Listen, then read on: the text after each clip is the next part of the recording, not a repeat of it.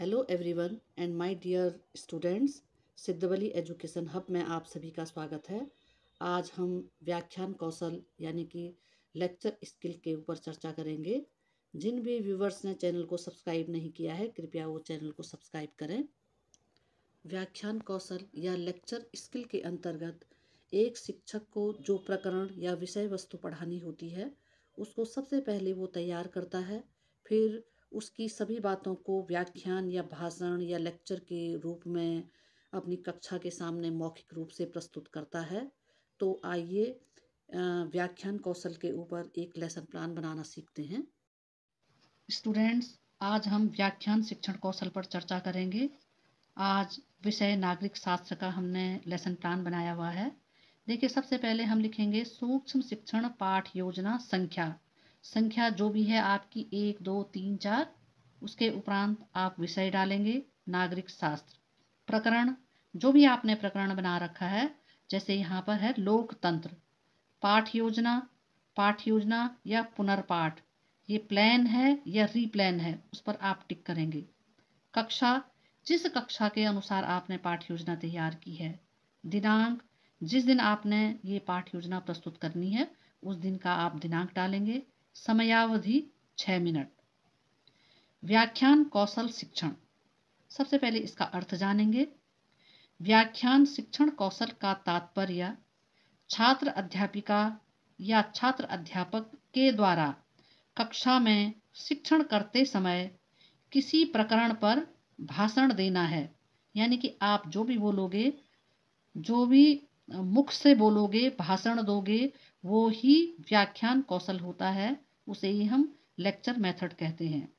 व्याख्यान कौशल में व्याख्यान को शुरू करना, पाठ को गति प्रदान करना और कौशलों का विकास किया जाता है। व्याख्यान कौशल के प्रमुख घटक अर्थात कंपोनेंट्स का मतलब है कि वे तत्व जिनको ध्यान में रखते हुए हमने छात्र अध्यापक के शिक्षण का हमने निरीक्षण करना है। इसमें व्याख्यान शुरू करने की योग्यता रखना, व्याख्यान में प्रयुक्त भाषा का सरल होना, अर्थात आप जिस भी भाषा में बोलो वो बिल्कुल सरल भाषा होनी चाहिए। दृश्य श्रव्य सहायक सामग्री का प्रयोग, जब आप व्याख्यान दें, लेक्चर दें, उस समय कुछ दृश्य श्रव्य सहायक सामग्री उपस्थित होनी आवश्यक है। शिक्षण बिंदुओं को दोहराना, अंतः क्रिया में परिवर्तन होना।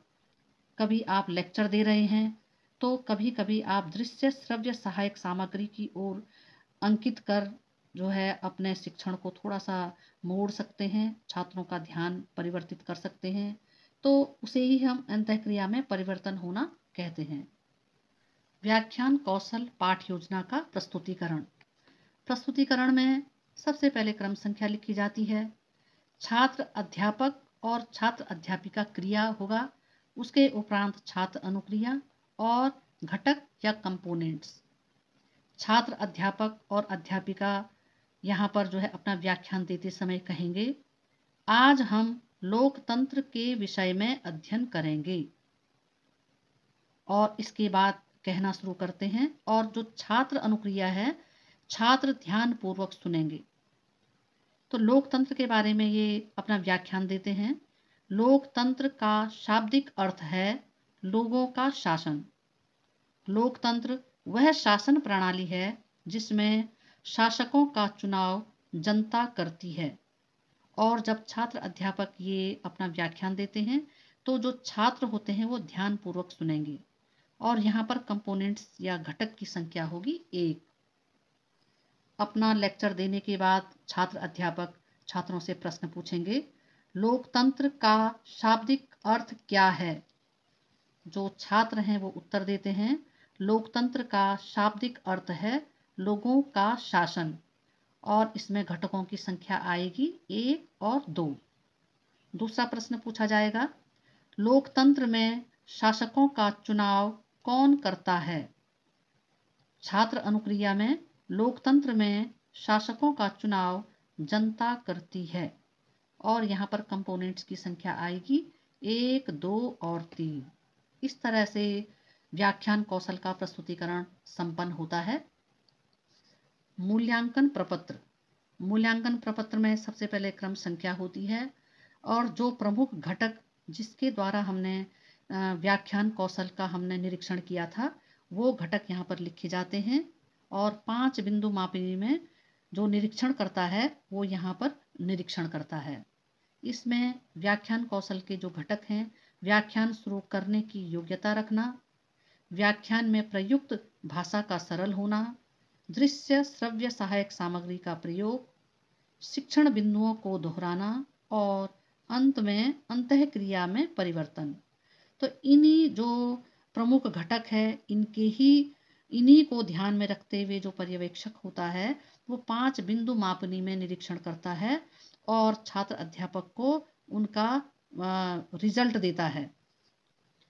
परिणाम में छात्र अध्यापक ने जिस तरह से टीचिंग की है पर्यवेक्षक उसको ध्यान में रखते हुए उनको गुड, एवरेज या वीक उनको रिजल्ट देता है।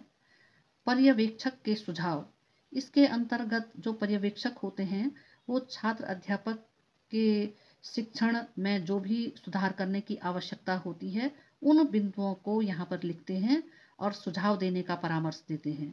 पर्यवेक्षक के हस्ताक्षर, यहाँ पर जो पर्यवेक्षक हैं वो अपना हस्ताक्षर करते हैं।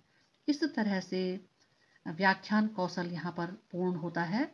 आज की वीडियो यहीं पर समाप्त करती हूँ। मिलते हैं नई वीडियो के साथ। Thank you.